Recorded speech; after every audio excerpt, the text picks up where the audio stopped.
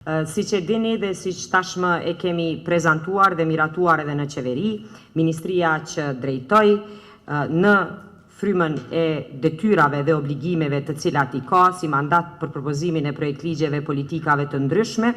ato të bërit biznes, por gjithashtu edhe fokusin e veçantë në mbrojtjen e konsumatorit, ka propozuar projekt ligjin për masat e përkohshme të produkteve themelore në raste të veçanta të destabilizimit në treg.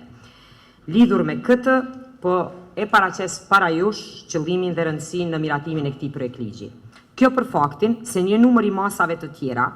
në ligjin paraprak janë masa që bien drejt për drejt në kompetencë të Ministrisë së Industrisë, Ndërmarrësisë, Tregtisë dhe Inovacionit përmes ligjeve ekzistuese, më konkretisht përmes ligjit për tregtinë e brendshme. Ndërsa sa i përket vendimmarrjes, për këto masa parashikohet themelimi i një bordi të pavarur për masat e përkohshme për rregullimin e çmimeve,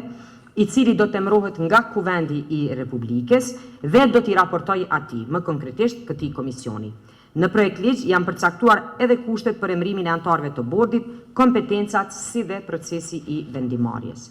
Projekt ligji ndërlidhet ngushtë me prioritetet e qeverisë së Republikës, duke kontribuar në mbrojtjen e konsumatorit. Gjithashtu, hartimi i projekt ligjit është i paraparë edhe me agjendën legjislative të qeverisë së Republikës, viti 2026-2028, i cili është miratuar edhe në mbledhjen e dytë të qeverisë së Republikës. Projekt ligji është udhëhequr nga Departamenti i Tregtisë, është hartuar në bashkëpunim me grupin punues, i cili